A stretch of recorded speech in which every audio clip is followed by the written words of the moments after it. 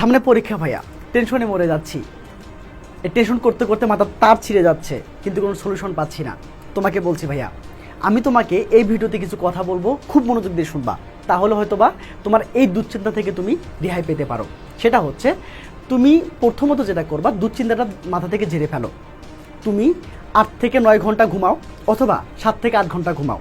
তোমাকে বলবো সবচেয়ে বেটার হয় তুমি যদি 6 ঘন্টা ঘুমাও, এবং বাকি সময়টা তুমি যদি টাইমটা ডিস্ট্রিবিউশন করে নাও। দেখো, এই মুহূর্তে টাইমটা কিন্তু ডিস্ট্রিবিউশন করা অনেক অনেক বেশি ইম্পর্টেন্ট। দেখো, সবার হাতে কিন্তু 24 ঘন্টা সময় থাকে, কিন্তু সবাই কিন্তু এই 24 ঘন্টার সময়টাকে ইউটিলাইজ করতে পারে না। তুমি যদি মেধাবী হয়ে থাকো, তুমি যদি ব্রিলিয়ান্ট হয়ে থাকো, তাহলে এই 24 ঘন্টা তুমি কড়াই ঘন্টা হিসাব করবা।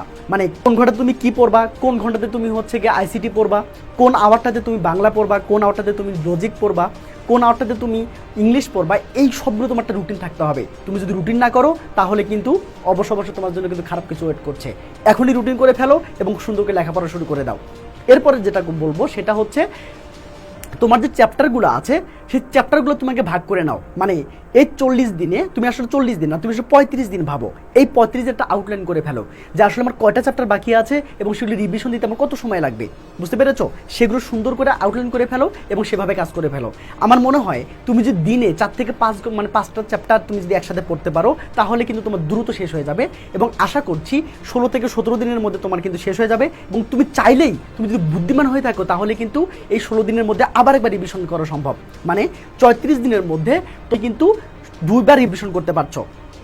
মানে 34 দিনের মধ্যে তুমি কিন্তু 2বার রিভিশন করতে পারছো। তার মানে তুমি যদি বুদ্ধিমান হয়ে থাকো, তুমি যদি মেধাবী হয়ে থাকো, তুমি যদি ট্যালেন্টেড হয়ে থাকো, তাহলে তোমাকে কিন্তু এই কৌশলগুলো অবলম্বন করতে হবে। এরপরে খেয়াল করো, যেহেতু 4টে সাবজেক্টে প্লাস পালে প্লাস হয়ে যাবে, তার মানে কোনো টেনশন নেই। তোমার স্ট্রং যে 4টে সাবজেক্ট আছে, এই 4টে সাবজেক্ট তুমি আলাদা করে ফেলো এবং এই 4টে সাবজেক্টে বেশি বেশি সময় দেওয়ার চেষ্টা করো।